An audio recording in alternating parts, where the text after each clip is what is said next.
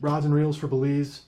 You're basically fishing, a range of weights, 8 to 11, 12, depending on time of year. You've got to cover your bonefish, your permit, your tarpon, and then, however you want to kind of apply each weight for those different fish.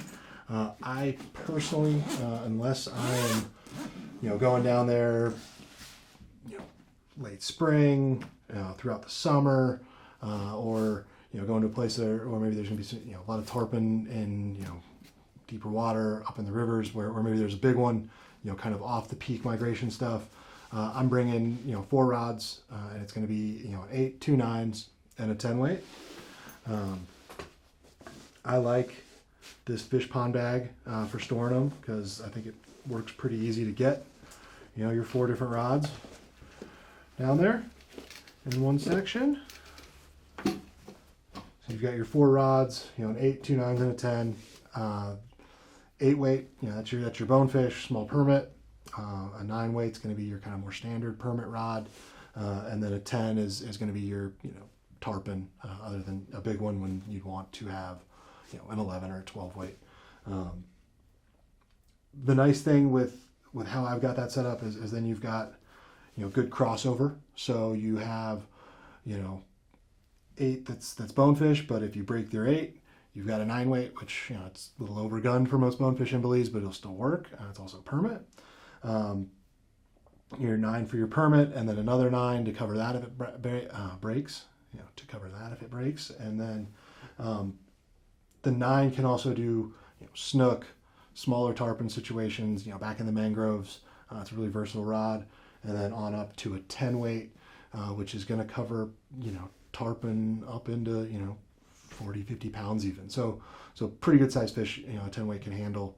And then with that, you've got kind of all your bases covered, with those 9 and 10s being good for, other species, and, the snook, barracuda, a little bit of everything else. Reels, match your reels to your rods.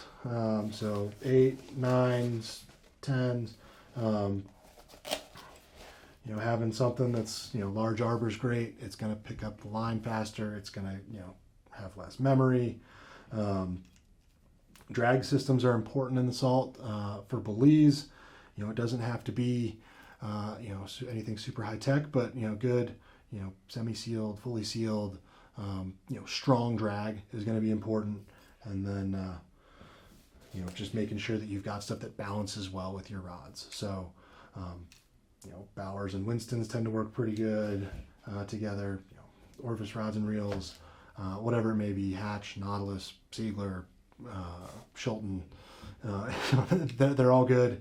And the biggest thing is pairing them well. So some super light rods, like a Hardy Zane Pro.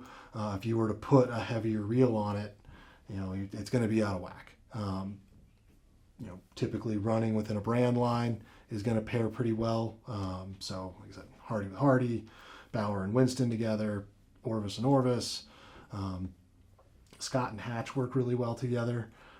So it's, finding that balance is important, and then, making sure you've got, lines that correspond, and you can carry extra spools. So going, somewhere on a tarpon trip where maybe you have opportunities at, tarpon in deeper water, and you want to have, a different line for a different application, getting extra spools is a good way to travel with them instead of carrying, totally separate rods.